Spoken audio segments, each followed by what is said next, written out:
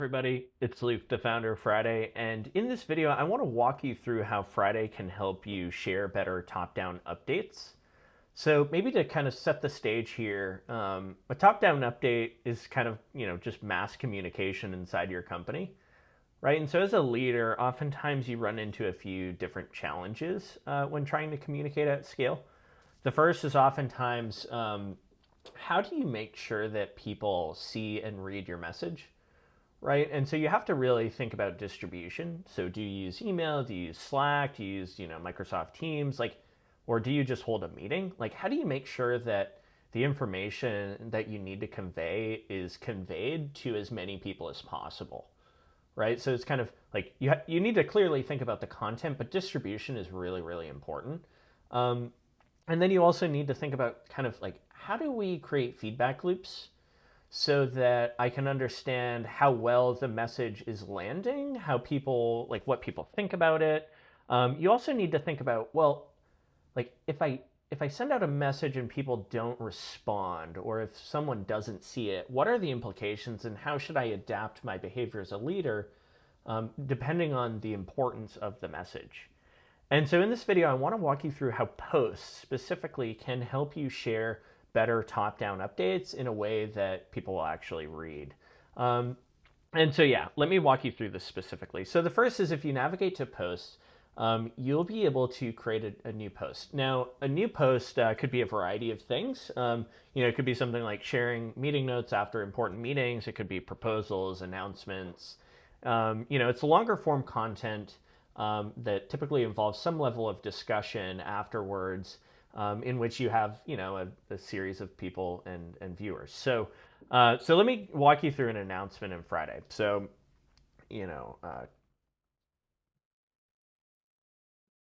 so here we go. This is the title.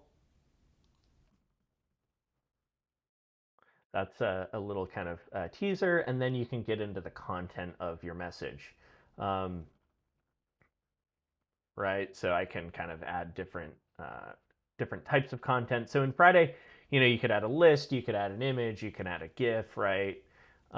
You could even record a Loom video right in line.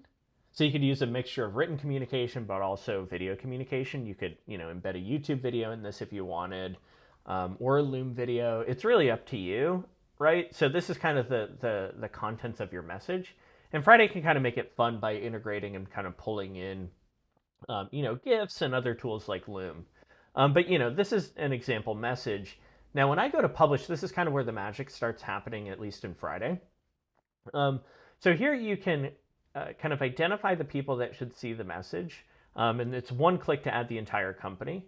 You can pick and choose the announcement kind of category. So if you want, you could create a custom a category depending on, is this an all company announcement versus a weekly CEO note or something. You can also pick and choose how you want to distribute the message. This is really important because, as I mentioned earlier, as a leader, you need to think about how to make sure that your message kind of lands and is seen, right? Because you don't want to waste your time. There's nothing worse than, spending a bunch of time to compose a top-down update only to find out that people, weeks later, half of your company or even more, they never even saw the message and they're acting in a completely different way than they would if they saw the message. And I would argue this is a major reason why leaders hold meetings, is because it's one of those it's the best alternative it's the best mechanism you have for trying to make sure that people are paying attention. But unfortunately, in a world where, so many people are distributed, it's so easy for people, especially in kind of those, information sharing meetings. It's really easy for employees to be doing something completely different. In many instances, you do not have their undivided attention. For all you know, maybe they're playing solitaire on another screen at home, or, browsing Reddit or something.